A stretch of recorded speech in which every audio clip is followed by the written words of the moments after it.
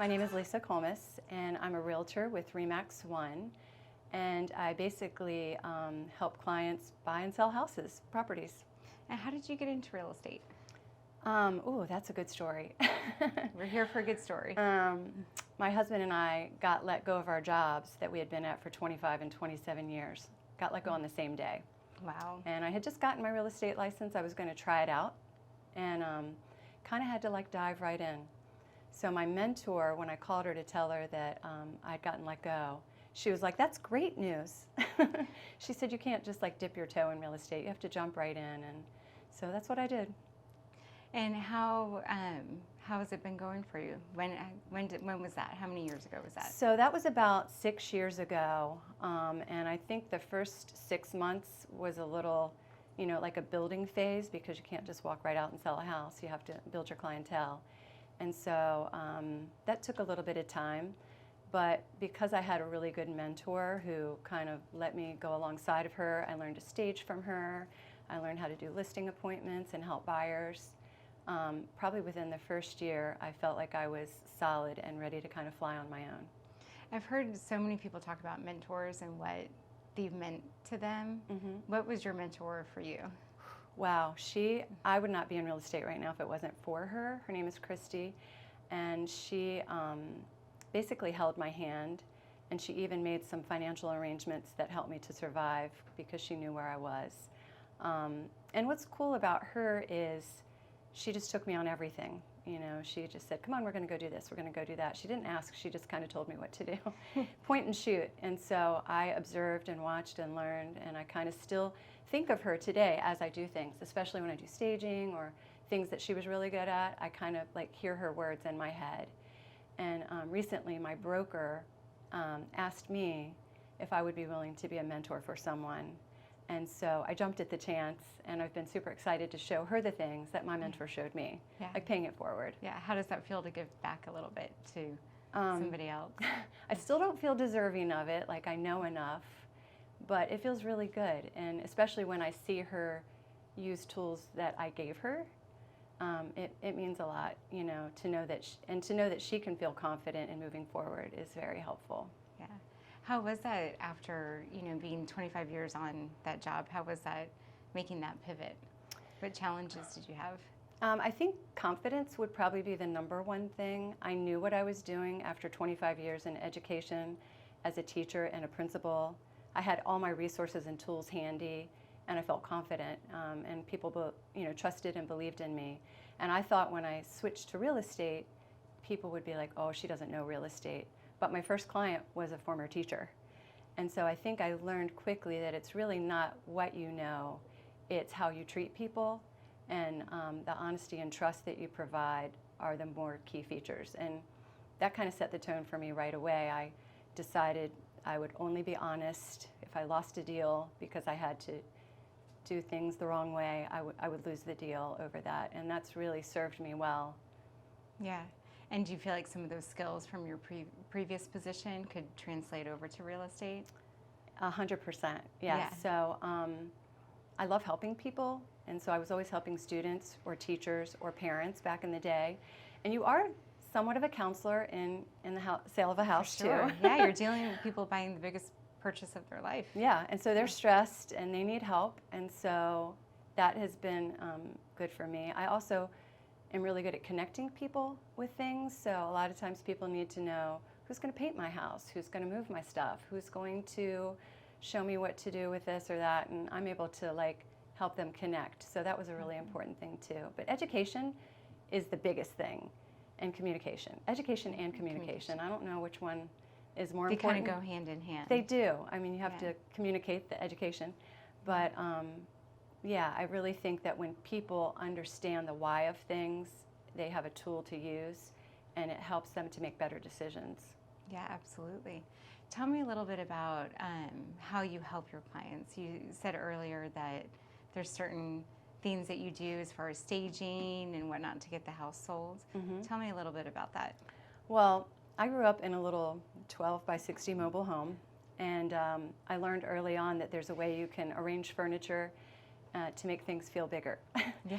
And I loved that. I didn't know it was a career at the time. I didn't know design was a career, but I've grown up loving design and decorating, and I have a really good feel for spatial awareness, where things should go and be. And so that's one of the first things I started loving that my mentor taught me, was how to stage a home. When you go to list a home, you only have one chance to make a good first impression, right? And so I want to make it count. So I really try to sit down with clients and walk through their home and help them to know what are the most cost-effective things that they can do to get their house ready for the market. And it's not always just about like redoing a kitchen. It can be as simple as paint and carpeting, and making sure you know what your return on investment is going to be. Yeah. What do you tell people as far as staging? Like, I think about my house, and I have so many like personal photos up, and do you advise people to kind of take those down, make it more simple? What's your advice? I do. I think we live in a HGTV world where all of my buyers have watched it and they want that house. So the cleaner and less personal, all the personal pictures need to come down. There's simple things like making sure all your light bulbs are the lightest and brightest. Make sure your windows are open. Sometimes I tell people to take out their screens to make their house feel lighter and brighter. And I always want them to do what their budget will allow them to do to get the money back too. Paint is an easy one. My favorite color is agreeable gray. Yes. Sherwin-Williams color of the year agreeable 2019. Gray is very agreeable. It does. It goes with browns and with grays. Yeah. And then flooring is important too. But I think overall people would like to move into a house and then make their changes versus having to worry about fixing it up before they move in. You know, so making it kind of move-in ready is important. Kind of a blank slate. Yep. Yeah. Yes.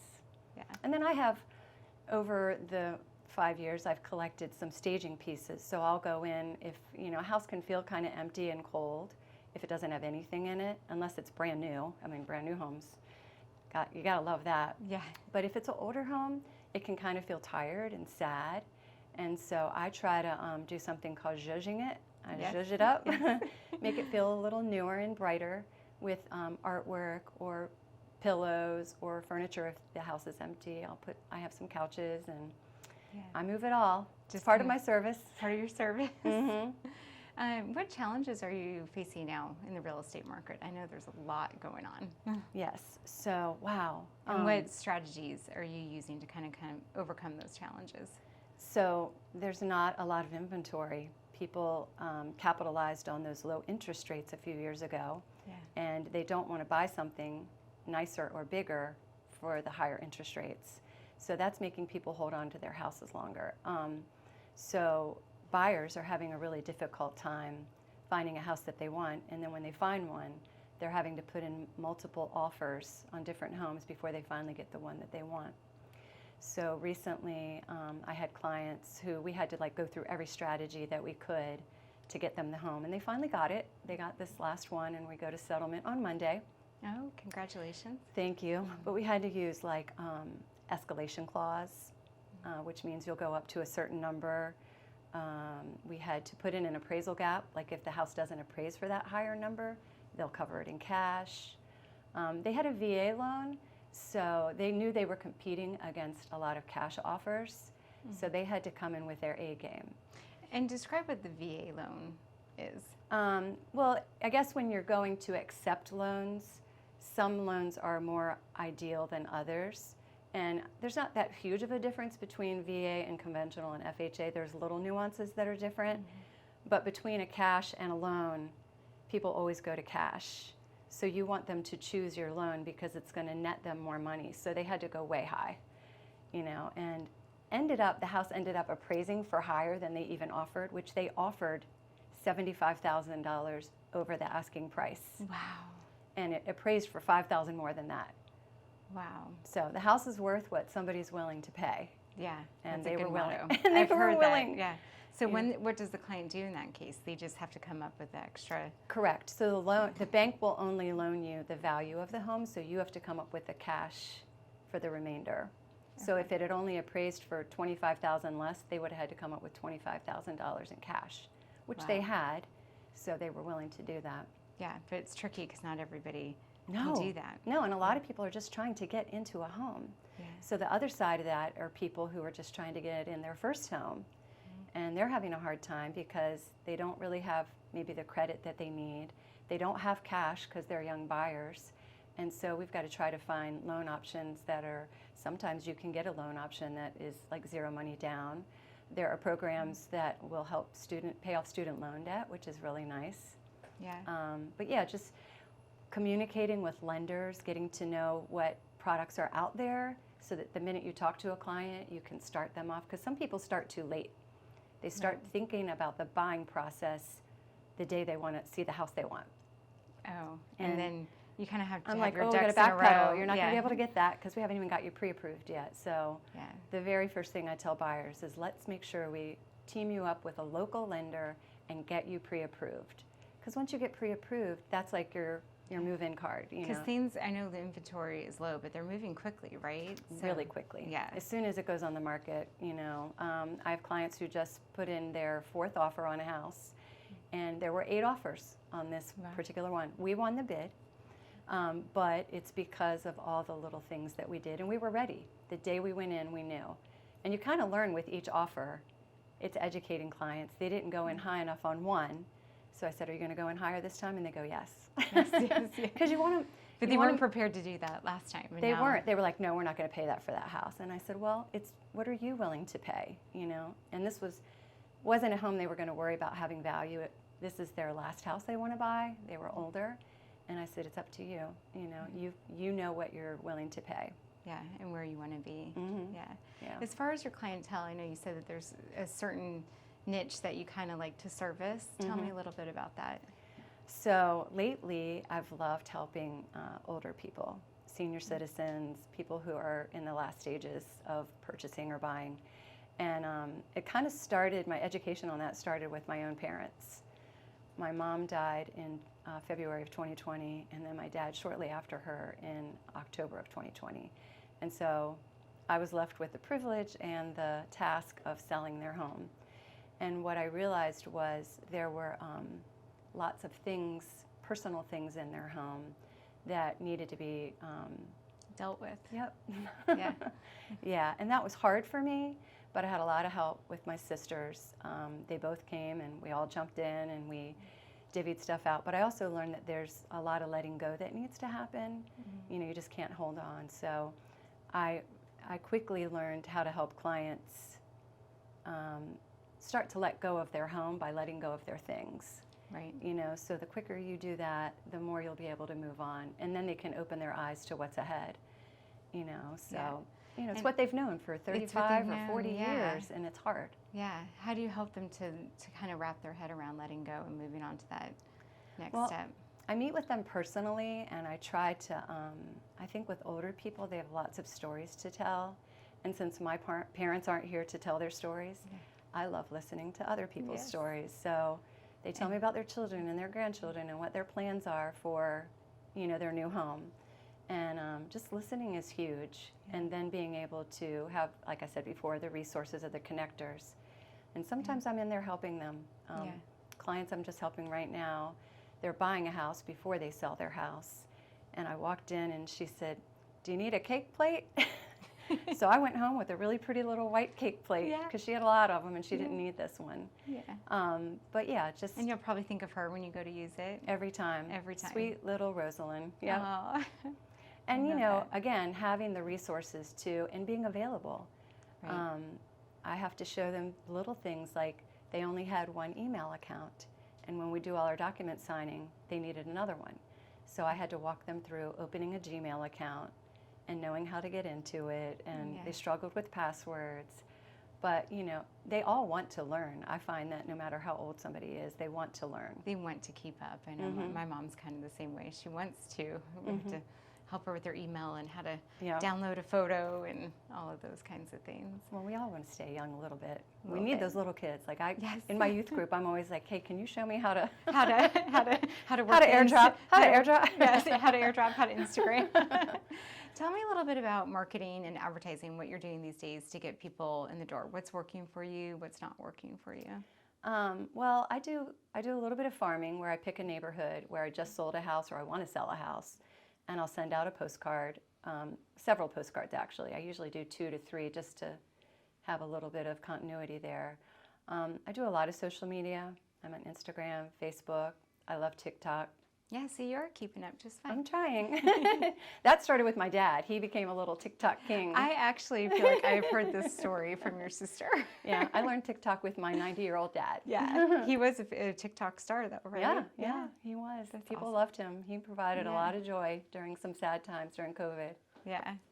So some of those social media platforms are working for you? Yes, so I try to go, when I go look at new homes, even if I don't have a current client who's active, I'll go tour homes. I go to open houses, and I'll record and I'll share, and it definitely piques the interest in people who weren't looking but are actually looking, and it helps to start conversations. And I've gotten, I've helped several clients that way who found me that way. But then it's a lot of word of mouth, and taking care of the clients that you still have.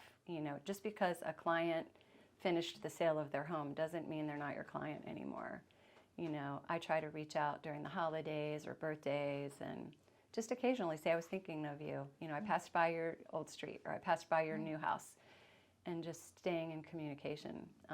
Recently, I had sellers who moved from Maryland to South Carolina, and while I was in Myrtle Beach, I stopped to visit them, and they had us over for breakfast and coffee and showed us their new house. Oh, that's great. Older couple, and I love them. Yes, that's awesome. Yeah. Do you have a favorite buying or selling story? Good or bad? Oh, gosh. Something that was challenging or something that just kind of sticks with you?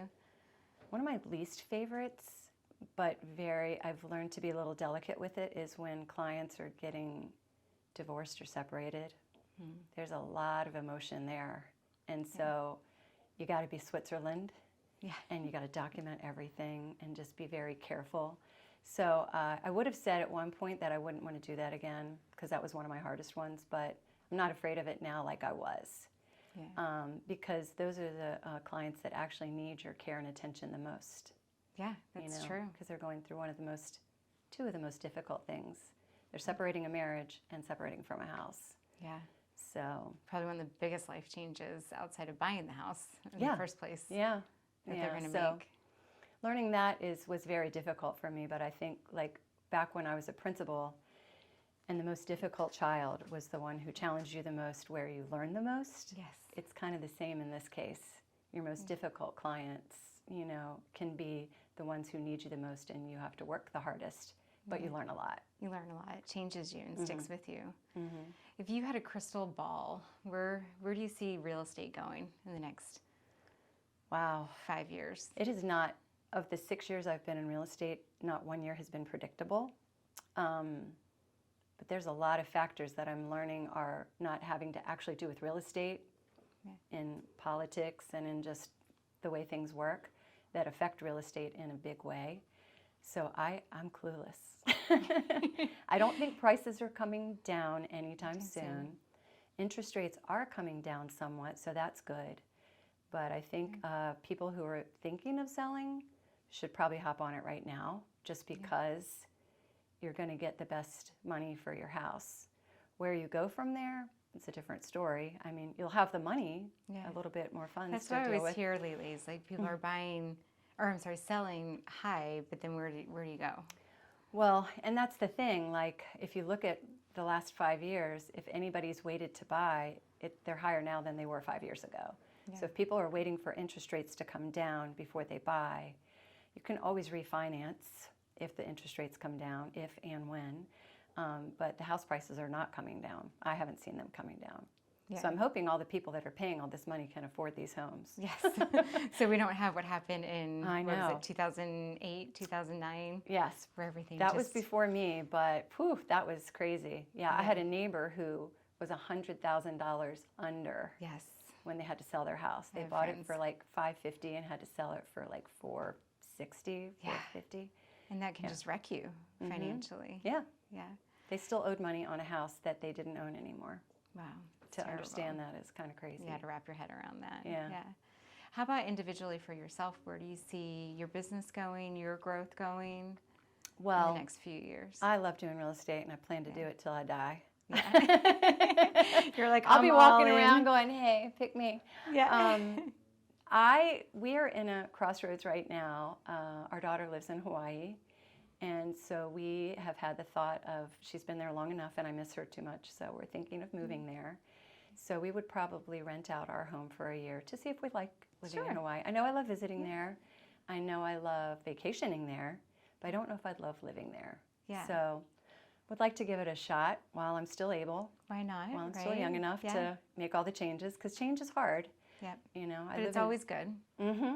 Yeah. Right. So my parents used to be like 20 minutes away from me.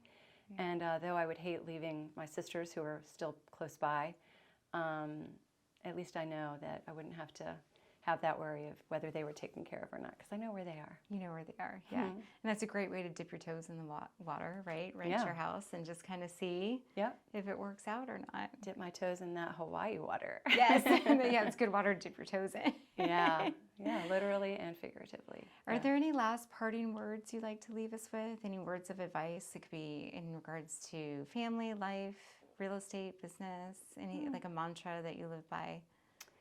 I think I really always kind of go to a biblical thing that I learned when I was young, which was just do unto others as you'd have them do unto you. You know, love others more than you love yourself. And when you do that, and when you're giving and not always self-seeking, it always pays off.